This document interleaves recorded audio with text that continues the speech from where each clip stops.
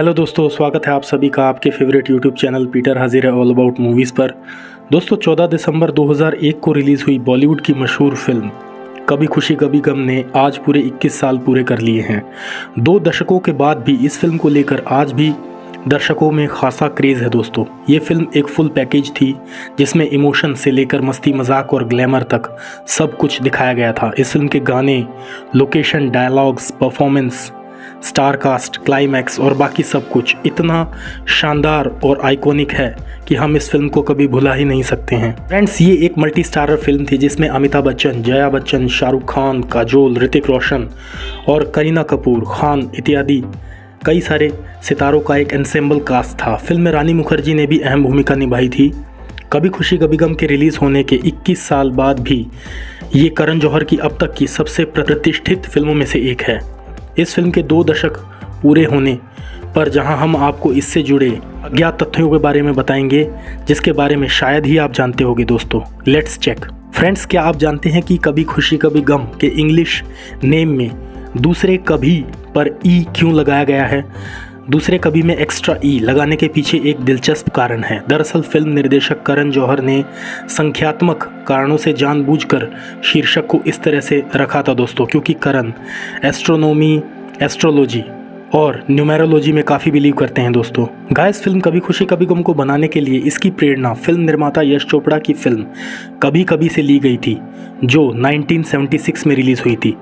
इस बारे में ऑडिबल सुने कि शो के पिक्चर के पीछे का कारण करण जौहर ने कहा कि जिस बात ने मुझे आकर्षित किया वह यह थी कि प्रेम कहानी पीढ़ी दर पीढ़ी आगे बढ़ती रहती है।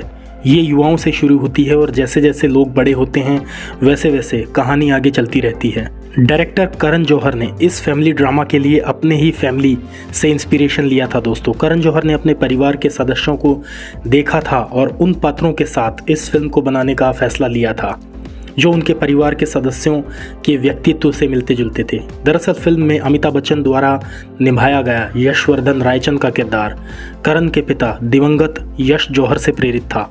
इसके अलावा फिल्म में यश रायचंद और यश जौहर का जन्मदिन एक ही दिन यानी कि 6 दिसंबर को मनाया गया था। सिल्वर स्क्रीन पर वहीदा रहमान और अमिताभ बच्चन की बॉन्डिंग को उनके प्रशंसकों ने त्रिशूल और नमक हलाल जैसी फिल्मों में खूब पसंद किया था। दोस्तों इसके चलते K3G के निर्माताओं ने शुरुआत में वहीदा जी को फिल्म में अमिताभ की मां की भूमिका के लिए चुना था।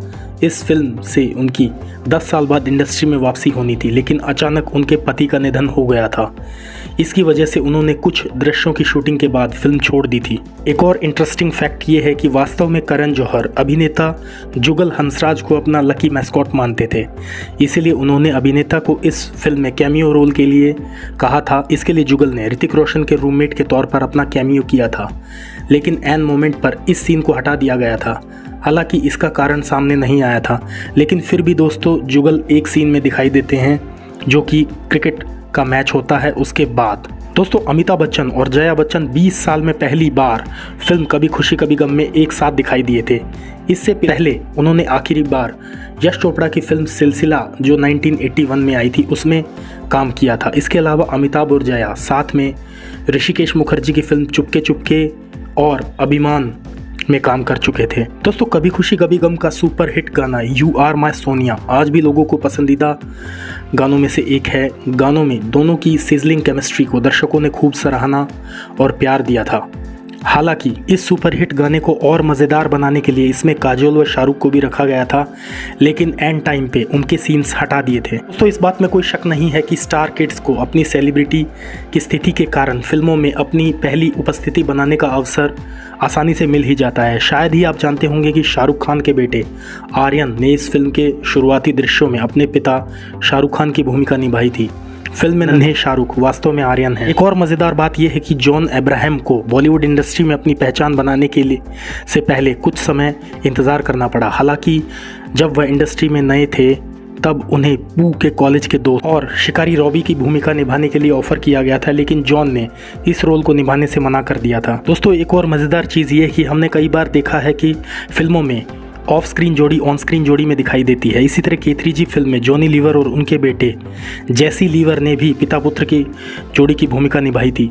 दोस्तों, इस फिल्म को अब तक की सबसे प्रतिष्ठित फिल्मों में से एक माना जाता है और इसे न केवल दर्शकों का प्यार मिला बल्कि क्रिटिक्स ने भी सराहना की। दोस्तों, इसके अलावा यह इतनी लोकप्रिय हुई कि पहली भारतीय फिल्मों में से एक बन गई जिसके निर्माण पर एक किताब भी प्रकाशित हुई थी। दोस्तों, हम सभी को फिल्म में करीना कपूर का किरदार पू याद है और आप इस बात से सहमत होंगे कि जिस दृश्य में उन्होंने एंट्री ली थी उसकी बैकग्राउंड में बज रहे गीत इट्स रेनिंग मैन ने उनके व्यक्तित्व को कॉम्प्लीमेंट किया था। हालांकि इस गाने का इस्तेमाल सही मालिकों की पूर्व अनुमति के बिना फिल्म में इस्तेमाल किया गया था और करण जौहर पर इसके लिए कोर्ट में मुकदमा भी दायर हुआ था। इसके लिए बाद में उन्होंने हर्जाना भी दिया था। दोस्तों, दरअसल काजोल ने इस फिल्म में अपने शानदार अभिनय से लाखों दिलों को जीत लिया था और एक पंजाबन का उनका किरदार उस समय सभी का पसंदीदा बन गया था।